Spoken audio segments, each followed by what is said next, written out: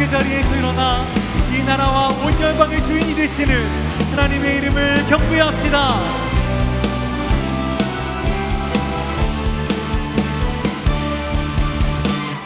성도여 다 함께 할렐루야 아멘.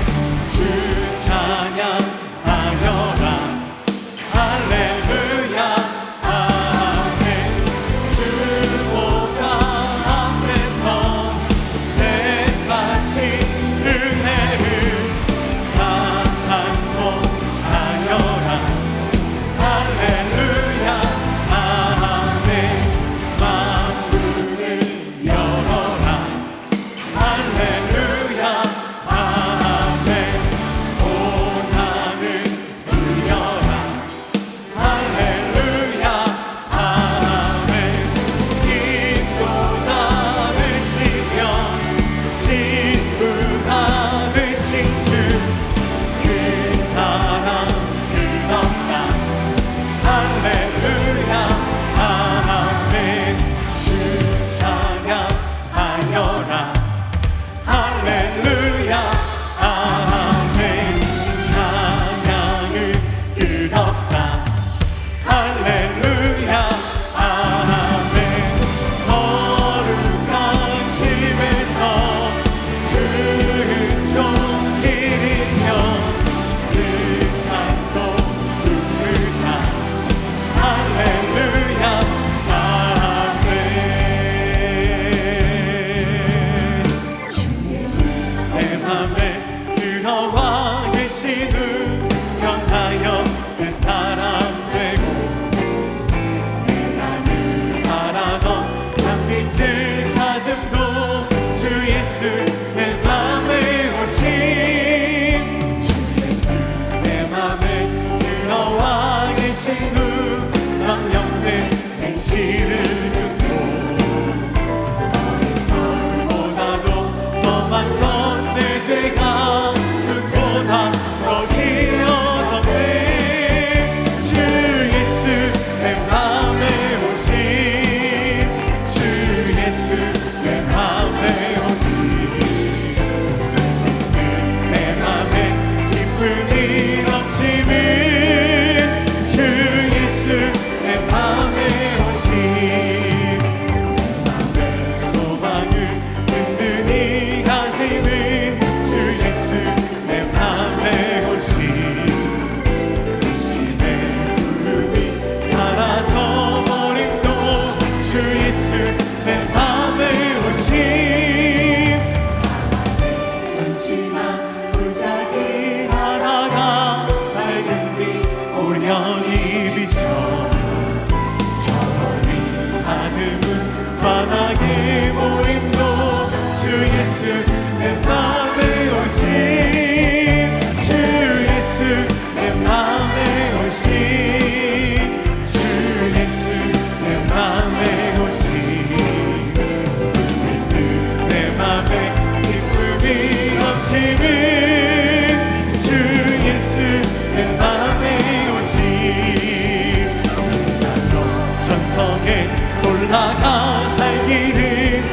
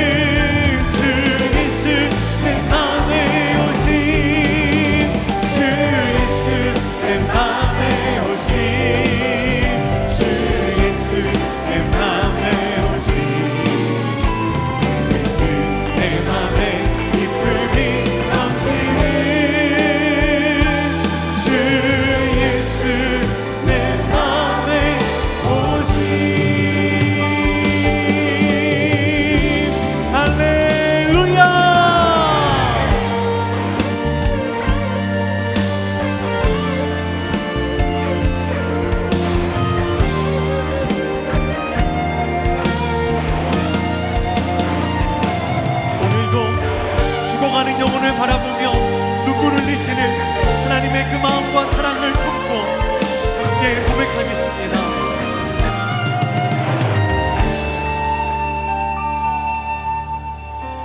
사망의 그늘에 앉아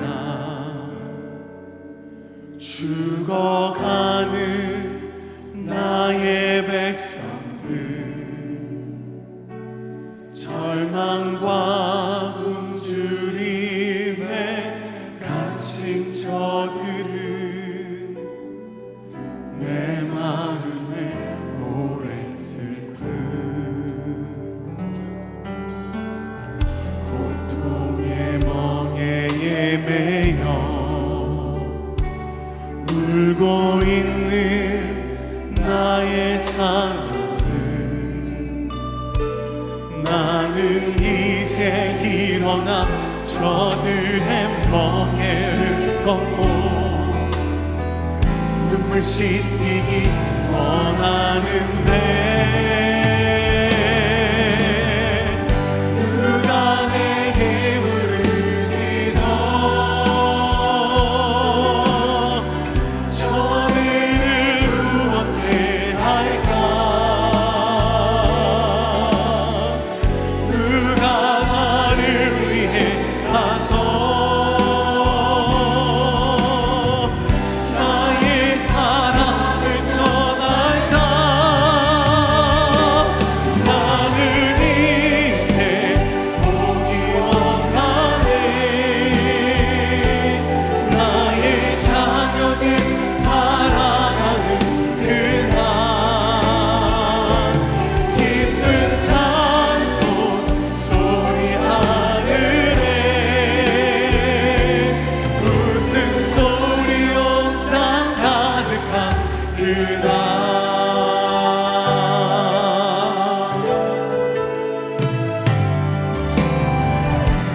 고통의 멍에에 매여 울고 있는 나의 자녀들, 나는 이제 일어나 저들의 멍에를 걷고 눈물 씻기기 원하는데 누가 내게 부르짖어 저들을 구원케 할까? 누가 나를 위해 가서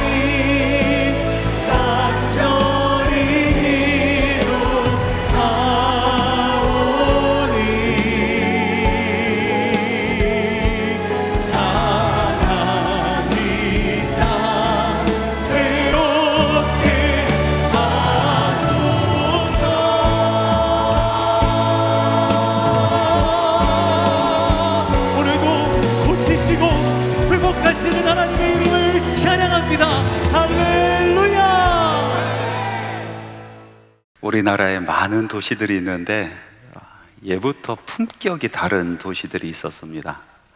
정말 품이 있는 사람들이 모여서 편안하고 또 서로 나누면서 넉넉하게 살았던 그런 도시들이 있죠. 그 도시들을 보면은요, 뒤에 꼭 주자가 붙습니다. 그래서 경상도의 품이 있는 도시는 어디입니까? 경주와 상주. 전라도 하면은 전주와 나주, 충청도 하면 충주와 청주, 강원도 하면은 강릉과 원주. 그러면은 서울을 포함해서 이 경기도에는 파주. 이 파주는 참 품격 있는 도시입니다. 여러분, 이 파주에서 나고 자라신 분도 있을 거고, 또 어찌어찌 하다 보니까 이곳에 정착하게 되신 분도 있을 겁니다. 또 우리 교회 성도들 중에서는 일산 분도 상당히 많이 있고요. 그리고 또 경기도 다른 도시에도 많이 있고, 서울에서 오신 분들, 심지어는 충청북도에서 오시는 분들도 계십니다. 함께 예배드리면서 우리들이 공동체를 이루고 있는데, 여러분 이런 생각 해보신 적 있습니까? 나는 한 번도 계획한 적이 없는데 하나님께서 왜 이곳에 나를 보내셨을까? 왜 내가 이곳에 살게 되었을까?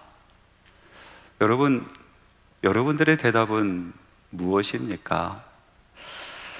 하나님의 말씀에 보니까 성도에 대해서 이렇게 말씀하고 있습니다. 베드로전서 2장 9절 말씀인데요. 그러나 너희는 택하신 족속이요 왕같은 제사장들이요 거룩한 나라요 그의 소유가 된 백성이니 이는 너희를 어두운 데서 불러내어 그의 기이한 빛에 들어가게 하시니에 아름다운 덕을 선포하게 하려 하심이라.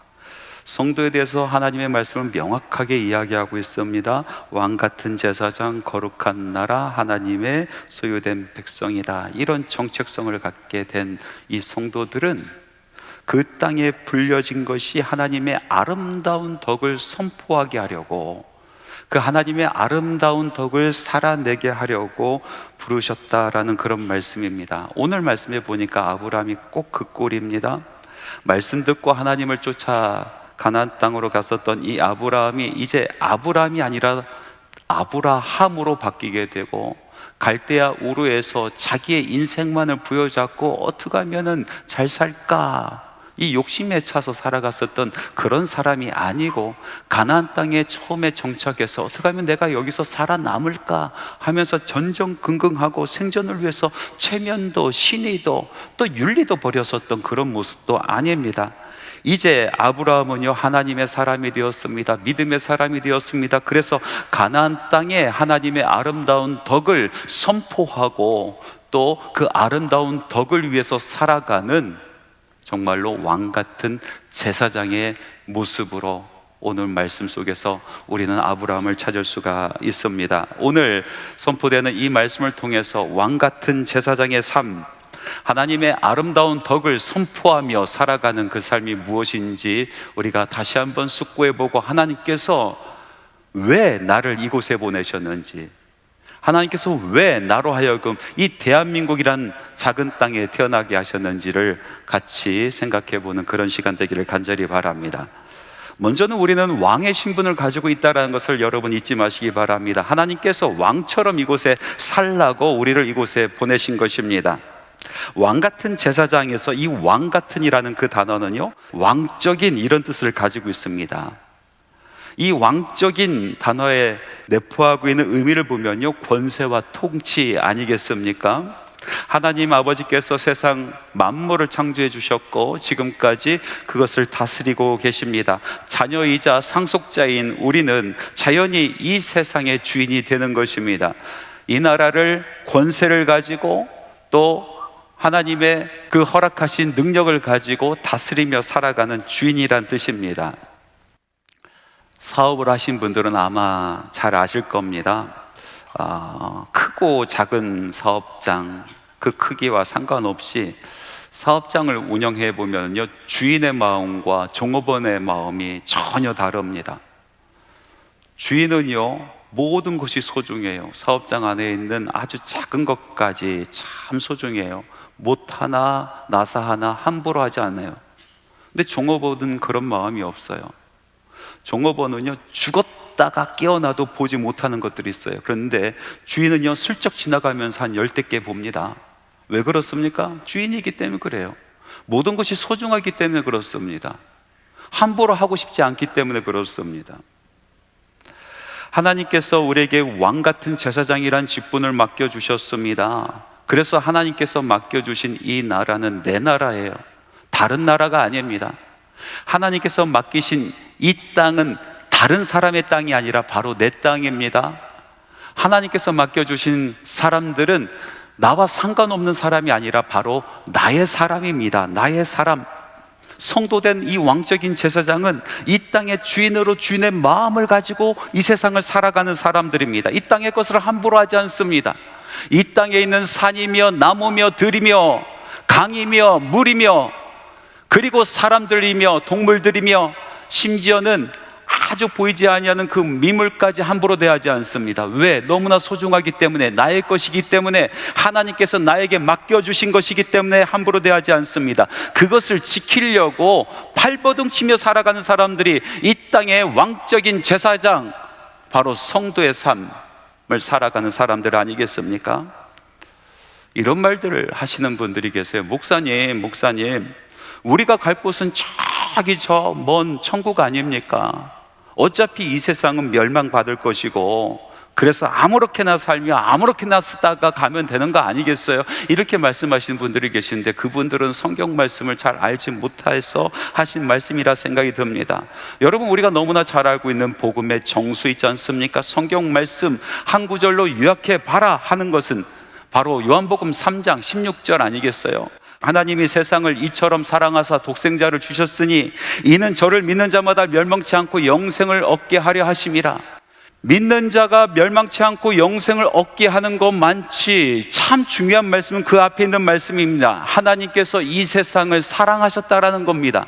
하나님께서 이 세상을 사랑하셨대요. 얼마큼 사랑하셨는지 아십니까? 독생자를 아낌없이 내어주는 것만큼 사랑하셨다는 것입니다.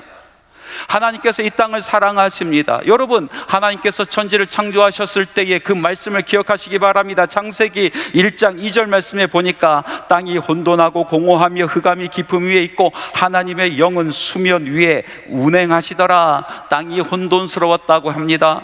땅이 공허하였고 아주 깊은 어둠 가운데 잠겨 있었다고 합니다. 그런데 하나님의 영이 수면 위에 운행하고 계셨다라고 표현하고 있습니다.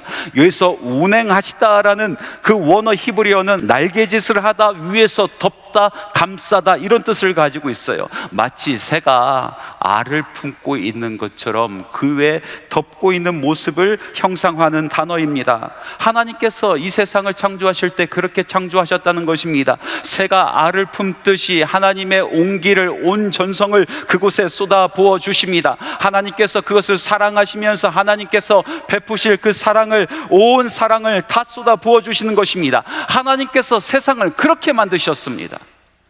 그런 세상이 이제 죄로 말미암아 타락하여 다시 혼돈의 세상이 되었고 공허의 세상이 되었고 흑암의 깊은 가운데 있는 세상이 되었는데도 하나님께서는 그 사랑을 멈추지 않으십니다.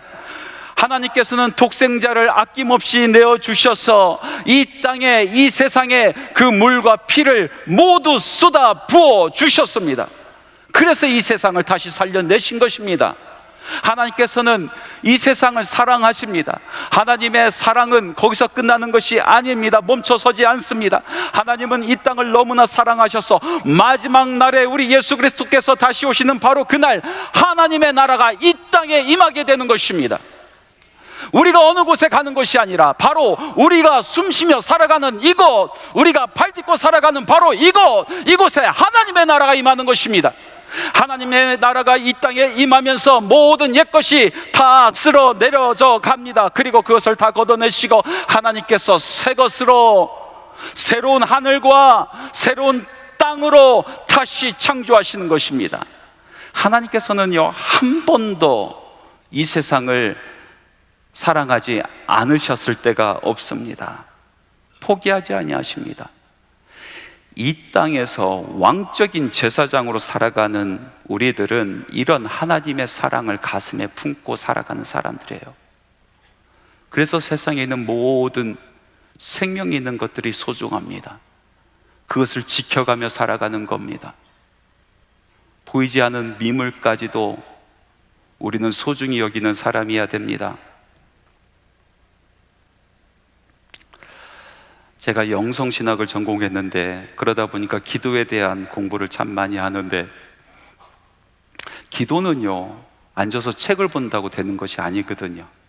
기도는 기도를 해야 돼요. 그래야 알 수가 있고 그 경험이 책에서 표현되는 그 내용들이 무엇인지를 알아들을 수가 있게 돼요. 그래서 같이 이 영성을 공부하신 분들 기도하러 참 많이 다녔는데, 하루는 40일 기도를 마치고 나오신 목사님, 제가 너무나 부러워서 그 목사님 찾아가서 물어봤습니다. 목사님, 40일 동안 기도하고 나서 무엇이 바뀌었습니까? 저는 대단한 것을 생각하고 또 기대하면서 물어봤죠. 그랬더니 이 목사님께서, 목사님 오해하지 마시고 너무나 하찮은 것이라 말씀드리기가 어렵지만은 제가 바뀐 게 딱 하나 있어요. 그러면서 하시는 말씀이, 제 책상 위에 지나가는 벌레를 잡지 못하겠어요. 벌레를 잡지 못하겠어요. 그게 바뀌었어요.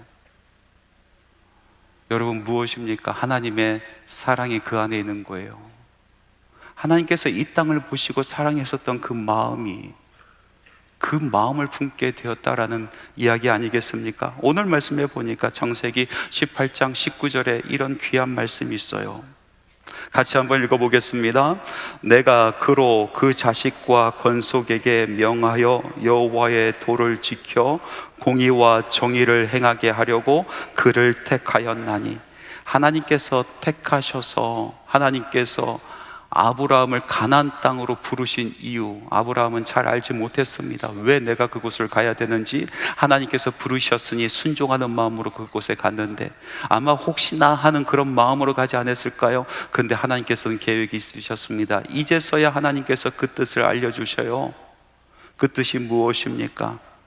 그 무너져가는 땅, 하나님 없어 죽어가는 그 땅, 그 땅에서 하나님의 아름다운 덕을 선포하고 그 덕을 살아가라는 겁니다. 그 땅을 살려내라는 것입니다. 그 땅을 치유하라라고 말씀하고 계시는 것입니다. 그 땅을 포기하지 마라. 나의 사랑을 가지고 그 땅을 품으라라고 말씀하십니다. 여러분, 하나님께서 우리로 하여금 이곳에 있게 하신 이유가 무엇입니까? 우리는 계획하지도 않았는데, 우리가 사모하지도 않았는데 하나님께서 이곳에 보내신 이유가 무엇입니까? 그것은 하나님께서 이 땅을 맡기시기 위해서 그러신 겁니다. 하나님께서 왕 같은 제사장으로 여러분들을 삼으십니다. 왕은 주인입니다. 주인은 모든 것이 소중합니다. 그 어떤 것도 소홀히 대하지 않습니다. 그 어떤 것도 함부로 사용하지 않습니다. 하나님께서 왜 우리를 이곳에 보내셨는가, 그것을 생각하면서 또 말씀해 보니까 성도는 이 땅의 제사장이구나 라는 것을 느끼게 되었습니다. 여러분, 제사장은 무엇이에요? 하늘과 땅을 연결하는 사람이에요. 하나님과 사람을 연결하며 중보하는 사람입니다. 하나님의 뜻을 사람들에게 전하는 사람이요, 또 반대로 사람들의 그 마음과 소원을 하나님께 올려드리는 바로 그 사람이 중보자인 것입니다. 이렇게 중보자로 서 있는 사람들에게 아주 중요한 마음이 있는데, 그것은 첫 번째로 사람들을 사랑하는 마음이고, 이거보다 훨씬 더 중요한 마음이 있는데 그것은 하나님의 마음이에요. 하나님의 마음을 품을 수 있어야 중보자로 설 수 있게 되는 것입니다. 오늘 말씀에 보니까 아브라함이 하나님의 마음을 알아차립니다. 아브라함이 부지 중에 맞이한 분이 하나님이었어요. 그리고 두 천사였은 것을 나중에 깨닫게 됩니다. 모든 일정을 마치고 이제 하나님과 두 천사가 떠나갈 때 아브라함이 배웅하며 나갑니다. 그리고 소돔과 고모라가 보이는 그곳에 이르렀을 때 하나님께서 발을 멈추시고 아브라함에게 말씀하십니다. 내가 아브라함에게 무엇을 숨기리요? 나의 계획을 숨기리요? 나의 마음을 숨기리요? 그러면서 아브라함아, 저기 보이는 소돔과 고모라 땅 보이지 않느냐? 그곳에서 탄원하는 소리가 끊이지 않고 탄식하는 소리가 끊이지 않고 그 땅이 울부짖는 소리가 끊이지 않는데 내가 더 이상 가만히 있을 수가 없다. 내가 그곳에 가봐서 그 탄식이, 그 울부짖음이 진짜인지 확인하고 만일 그것이 진실이라면 나는 그 땅을 심판할 수밖에 없구나 라고 말씀하였습니다. 그때 아브라함이 하나님 앞에 납작 엎드립니다. 하나님, 혹여 그 땅에 의인 50이 있으면 하나님 그 땅을 멸하시겠나이까? 하나님께서 말씀하십니다. 의인 50이 있어도 내가 그 땅을 멸하지 아니하리라. 하나님, 50에서 5을 가만 45명이 있어도 하나님께서 그 땅을 멸하시겠습니까? 아니, 내가 그곳에 45명의 의인만 있어도 그 땅을 멸하지 아니하리라. 하나님, 저는 티끌보다 못한 사람입니다. 그러나 다시 한번 하나님께 아뢰입니다. 하나님, 45에서 5를 빼서 40명만 있어도 하나님께서 그곳을 멸하시겠습니까? 아니, 내가 그곳을 멸하지 아니하리라. 하나님, 30은 어떻습니까? 하나님, 20은 어떻겠습니까? 하나님, 10명의 의인이 있어도 그곳을 멸하시겠습니까?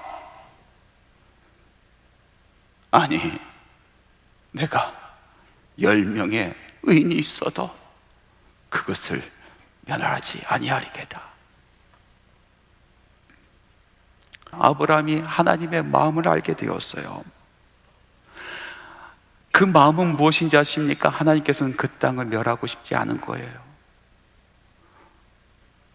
멸망받을 수밖에 없는 그 땅 보시면서 너무나 안타까워하신 겁니다. 그래서 아브라함은 하나님 앞에 나간 겁니다. 목숨 걸고 중보하며 기도했었던 것입니다. 어떤 사람들은요, 하나님께서는 심판을 즐거워하시는 분이라고 그렇게 생각하시는 분들이 계세요. 하나님의 말씀에 보니까 이 나라 심판하리라, 저 나라 심판하리라, 이것을 심판하리라, 저것을 심판하리라, 마지막 때에 내가 반드시 심판하리라 말씀하시는 그 말씀을 들으면서 하나님께서는 심판을 즐거워하시는 분, 하나님께서는 멸망시키기를 원하시는 분, 이렇게 착각하시고 계신 분들이 계십니다. 그러나 그것은 하나님의 마음이 아닙니다. 하나님의 진짜 마음은 무엇입니까? 하나님께서 말씀하여 주셨습니다. 에스겔 18장 23절 말씀에 보니까 주 여호와의 말씀이니라. 내가 어찌 악인이 죽는 것을 조금인들 기뻐하랴. 그가 돌이켜 그 길에서 떠나 사는 것을 기뻐하지 아니하겠느냐. 하나님께서 원하시는 것은 심판이 아니라 하나님께서 정말로 원하시는 것은 구원인 것입니다. 소돔과 고모라 땅을 심판하기를 원하신 하나님의 마음이 아니라 그 땅을 어떻게 해서든지 살리고 싶었던 것이 하나님의 마음이었던 것입니다. 아브라함은 그 마음을 보았습니다. 하나님의 눈에 고였던 그 눈물을 본 것입니다. 그래서 그 마음을 가지고 다시 아브라함이 눈을 들어서 그 땅을 바라봅니다. 소돔 땅을 바라보고 고모라 땅을 바라보고 멸망받을 수밖에 없는 그 사람들을 바라봅니다.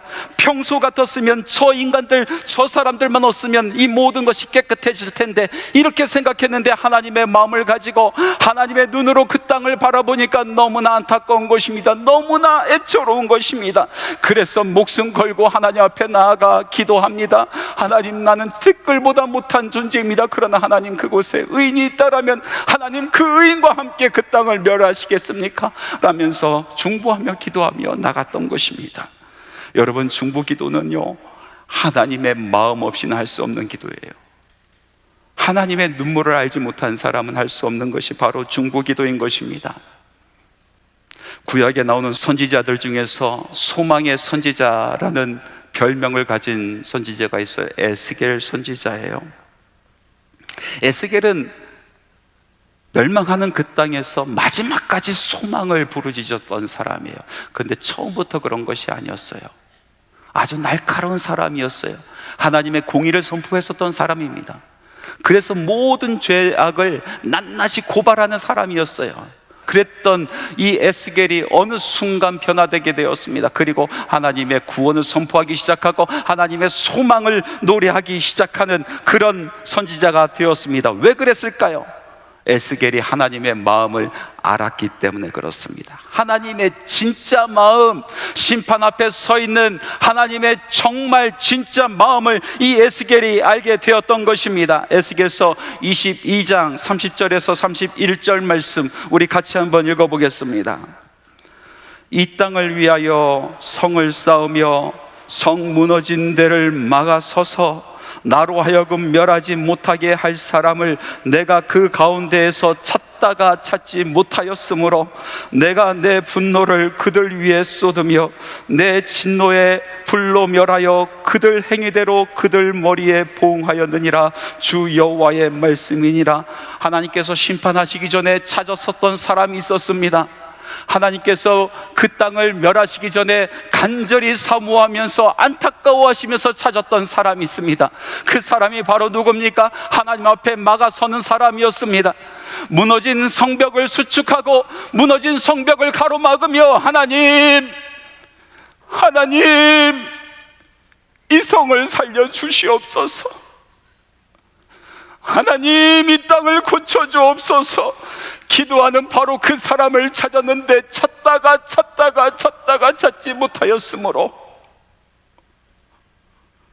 하나님의 심판이 그곳에 임하였다라는 그 말씀을 듣고 에스겔의 마음이 변하기 시작하는 거예요. 하나님의 원래 마음은, 하나님의 진짜 마음은 구원 내에 있구나. 그러면서 구원을 노래하기 시작합니다. 그 땅에 소망을 선포하기 시작하는 것입니다. 여러분, 오늘 우리가 살아가는 이 땅을 한번 보십시오. 얼마나 죄악이 만연합니까? 소돔과 고모라 그 땅보다 더 하면 더했지 덜하지 않는 사회에 우리가 살아가고 있습니다. 성적으로 문란하고 타락하고, 우리 젊은 아이들이 마약에 취해 살아가고, 우리 청소년들이 도박에 빠져 있고 게임에 중독되어 있고, 부끄러운지 모르고 죄를 짓고 살아가며 그 죄를 자랑하며 살아가는 세상이 이 세상 아니겠습니까? 예수님께서 이 땅에서 사역하실 때에 현장에서 가늠하다 잡힌 여인을 사람들이 예수님 앞에 끌고 옵니다. 그들의 손에는 돌짝이 들려져 있었죠. 예수님께 물어봅니다. 현장에서 가늠하다 잡혀온 여인입니다. 어떻게 할까요? 예수님께서 땅에 글을 쓰십니다. 그리고 말씀하시기를 너희 중에 죄 없는 자가 돌로 치라. 말씀해 보니까 나이 많은 사람들부터 차례대로 돌짝을 내려놓고 그곳을 떠났다 하였습니다. 참 난망적이지 않습니까? 여러분, 요즘 세상을 보십시오. 아마 예수님께서 너희 중에서 죄 없는 자가 돌로 치라 하면은요, 모두 던졌을 거예요. 모두 던지지 않습니까? 지금 죄도 없는데도 죄 있게 만들어서 돌을 던지지 않습니까? 자기 죄를 알지 못하고 자기가 무슨 짓을 하고 있는지 알지 못하고 살아가는 세상이 바로 오늘날 우리가 살아가는 이 세상 아니겠어요? 하나님께서 죽을 수밖에 없는 우리나라를 살려주셨어요. 여러분, 망했던 나라 아닙니까? 그곳에 하나님의 말씀을 선포해 주시고 선지자들을 보내주시고 선교사들을 보내주시고 하나님의 말씀으로 곳곳에 사람들이 모이기 시작하고 소망을 가지고 기도하기 시작하여 이 나라가 살아났지 않습니까? 그러나 지금 오늘날 우리의 삶을 한번 보십시오. 하나님 없이도 살 수 있다라고 선포하며 살아가는 세상이 되었습니다. 오히려 하나님께서 우리의 발전을 방해하고 있다라고 선포하며 살아가는 세상이 바로 오늘날 이 세상 아니겠습니까? 그런데 너무나 안타까운 것은 이렇게 죄악이 만연한 세상이 된 것이 안타까운 것이 아니라 정말로 하나님께서 안타까워하시는 것은 이 심판에 놓여있는 이 땅을 부여잡고 하나님의 마음을 알아차리고 하나님의 마음을 품고 이 땅을 바라보는 하나님의 눈으로 세상을 바라보며 주님 이 땅을 고쳐주옵소서, 주님 이 땅을 살려주시옵소서, 주님 저희들을 용서하여 주옵소서. 하나님 앞에 무릎으로 나가 아브라함처럼 목숨 걸고 기도하는 사람이 없다라는 것입니다. 하나님께서 오늘날 그 사람을 찾고 있습니다. 오늘날 그 사람들을 찾고 있습니다. 무너진 성벽에 가로막아 하나님 우리를 용서하여 주옵소서 기도할 수 있는 바로 왕같은 제사장, 그 왕같은 제사장을 하나님께서 간절히 찾고 계시는 것입니다. 사랑하는 성도 여러분, 아브라함이 하나님의 말씀을 따라서 가나안 땅에 갔는데 사실은 왜 갔는지 잘 알지 못합니다. 하나님께서 부르시니 순종하는 마음으로 갔죠. 그런데 오늘 하나님께서 말씀하십니다. 그 이유, 너를 그 땅에 부른 그 이유, 그것은 하나님의 아름다운 덕을 선포하고 공의로 의롭게 다시 살아가 그 땅을 포기하지 말고 그 땅을 살려내라, 그 땅을 치유하라, 그 땅 부여잡고 왕같은 제사장으로 주님 이 땅 고쳐주옵소서 기도하라 라고 부르셨다라는 말씀입니다. 하나님께서 우리도 이곳에 보내셨습니다. 나의 뜻이 아니라 하나님께서 보내셨습니다. 하나님께서 이 땅을 우리에게 맡기셨습니다. 모든 것이 소중합니다. 모든 것이 아름답습니다. 모든 것이 포기할 수 없습니다.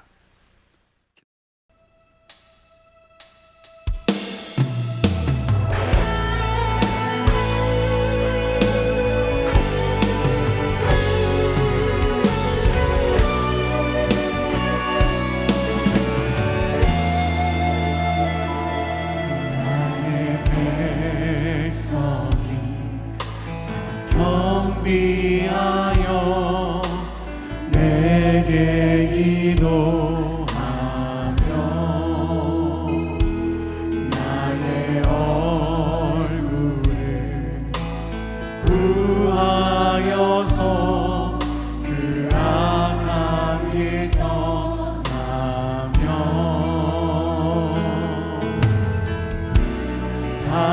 하늘에서 듣고 죄를 사하여